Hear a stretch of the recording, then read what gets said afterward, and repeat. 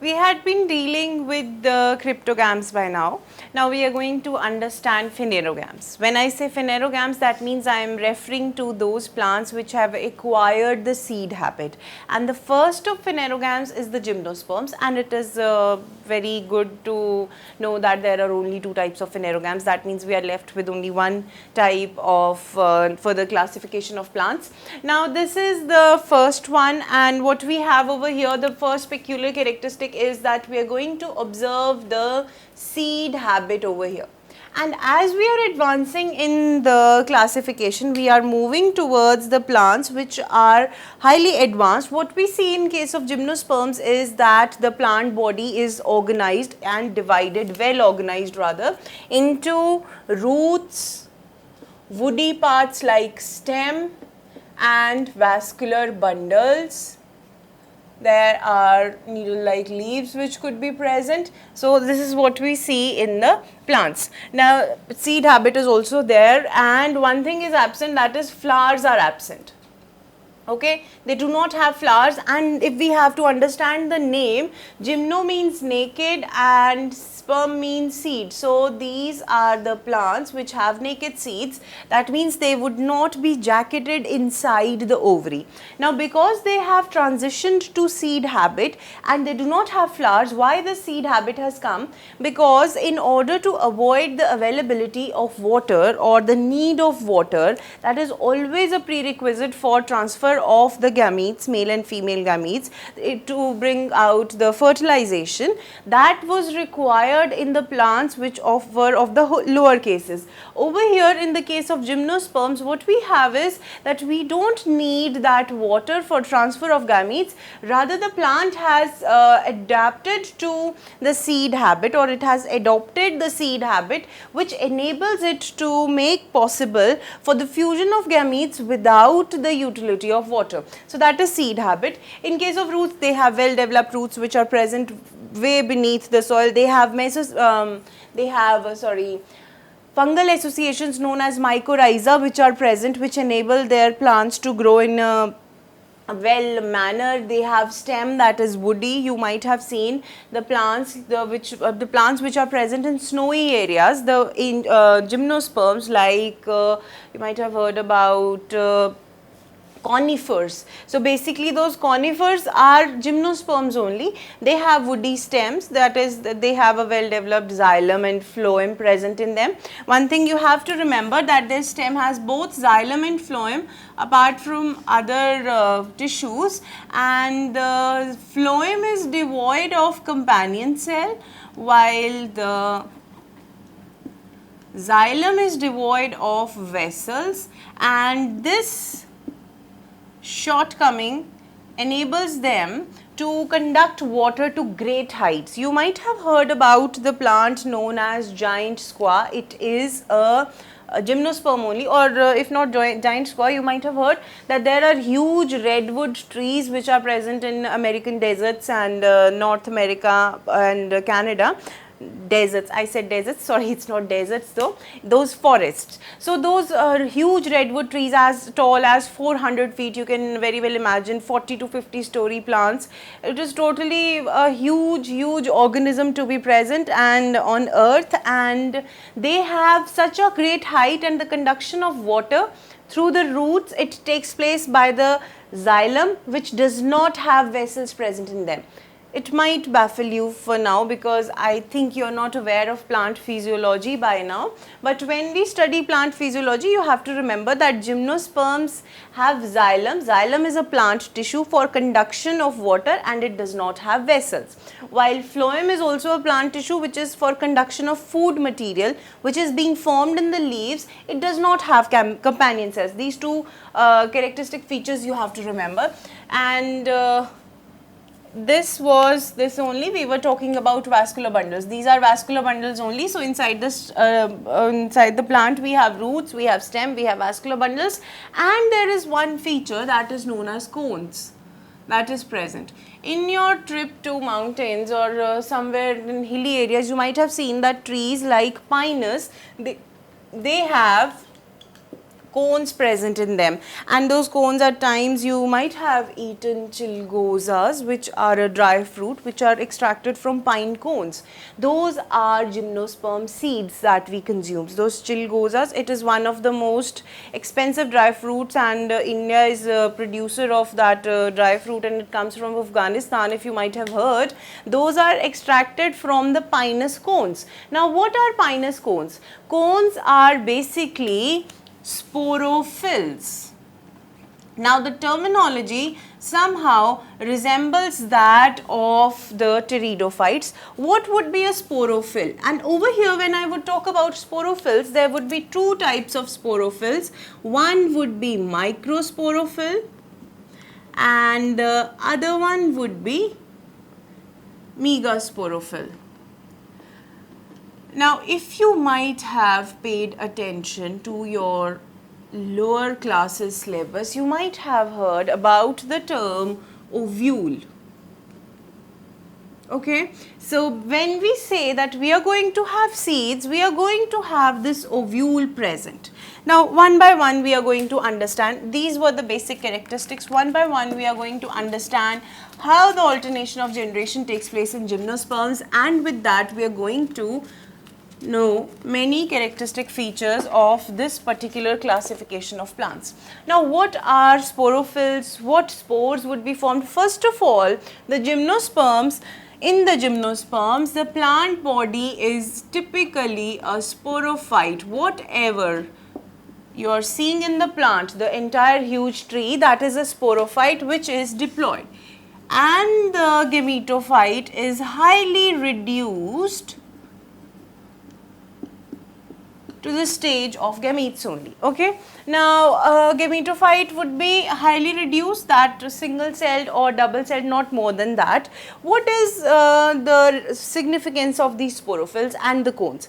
First of all, you have to see that over here we see the distinguishing factors. We will have the seed habit, and for seed habit we need to have an ovule.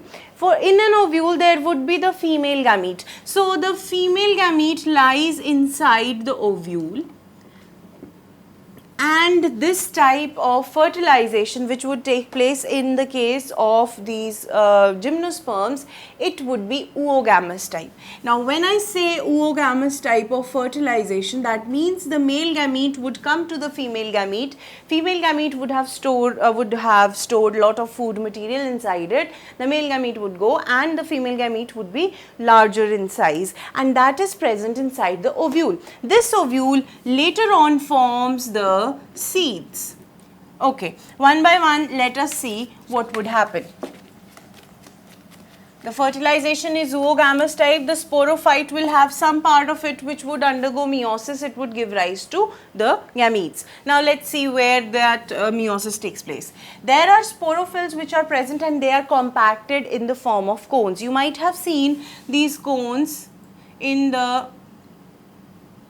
your journey to hilly areas or somewhere or else. People paint it in their childhood and keep in their houses. This is what a cone looks like. It has many sporophylls present in it. Now what were sporophylls? They were those leaves which bear the spores. Now what would be the spores? There are few sporangia which are present in the base of this sporophyll. Each base of this sporophyll is having sporangia present at the base, and inside this sporangia, if there are male gametes, it would be microsporophyll, and if there are female gametes which are present, it would be megasporophyll. Now this microsporophyll will have microsporangia. What are microsporangia? They are the sites where the gametes would be formed, and there would be megasporangia.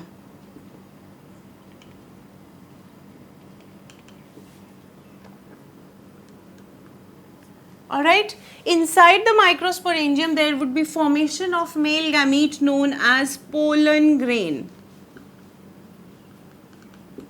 This pollen grain by agency of wind would go to the ovule where the female gamete known as egg is present. Now the fertilization takes place and the seed is formed, where we have zygote, and the seed formation takes place in the Megasporangium itself. Alright, Megasporangium, which is present on the Megasporophyll. This Megasporophyll forms the female cone on the plant, while this Microsporophyll, it forms the male cone. Male cone is, as the name suggests, it is microsporophyll, so it would have smaller leaves and the cone would look smaller, while in the case of megasporophyll, the cone would be larger in size. So this is all about that you have to understand. In case of gymnosperms, the microsporophyll would be 2n, Microsporangium would also be 2n, pollen grain would be n. This is the male gametophyte, and ovule is the female gametophyte, which gives rise to the gamete known as egg. This pollen grain is going to give rise to the male gamete.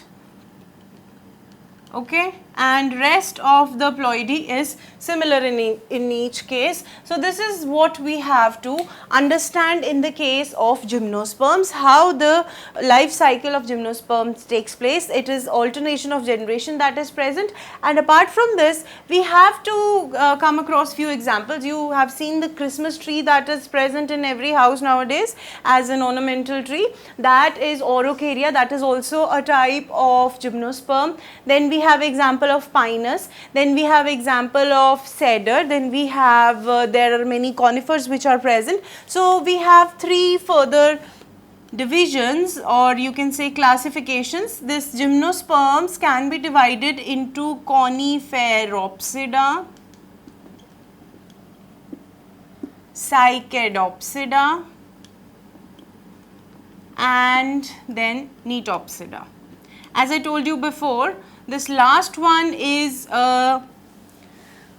mostly comprising of living fossils which are present on earth. Cycadopsida, as I told you, these are present in hilly areas. This class of gymnosperms is present in hot areas as well, and the example happens to be Cycas, and Coniferopsida, as the name tells, the conifers which are present on the hills. So this is all about gymnosperms. There is fertilization which is taking place, alternation of generation is present, but the gametophyte is highly reduced. It is totally dependent on the sporophyte, and sporophyte is the main plant body. The cones that are visible, they are bearing the sporophylls, which are compressed, and they are present in the form of a cone. These compressed cones, they are going to have sporangium, respectively micro and mega, if they are male and female gametes, and if they are male and female cones. And if the male cone is going to give rise to the pollen grain, which is the male gametophyte, the female cone will have the ovules, which happens to be the female gametophyte. I'm sorry if I'm mixing them. The male cone would have male gametophyte, and the female cone would give rise to the female gametophyte, which are pollen grain and ovule respectively. Now I have said it correct, you cannot question me now. And these both these gametophytes, they are going to give rise to the gametes, that means with the cell which is actually going to undergo fertilization. When the fertilization takes place, there is formation of zygote, and there is another thing which is present, that is endosperm. There is an endosperm which gives the nutrition to the zygote, and both zygote and endosperm form the seed. This thing you have to remember. What is a seed? Seed is zygote plus endosperm, which has developed from the ovule. Endosperm is nothing but the nutritional, you can say, storehouse or reservoir for the zygote. Then the zygote develops. The seed is very tasty. If we talk about the Pinus roxburghi, which gives the dry fruit known as chilgose, and we have the seed which would fall down, which would germinate and give rise to a new plant. Over here we are not going to find the flowers, and that is why the name is gymnosperms. So this is all about the first phanerogam, that is the gymnosperm. Next we are going to talk very briefly about angiosperms. Why very briefly? Because most of our syllabus in the higher classes is dedicated to understanding the reproduction in the angiosperm. So we are going to see the characteristic features only.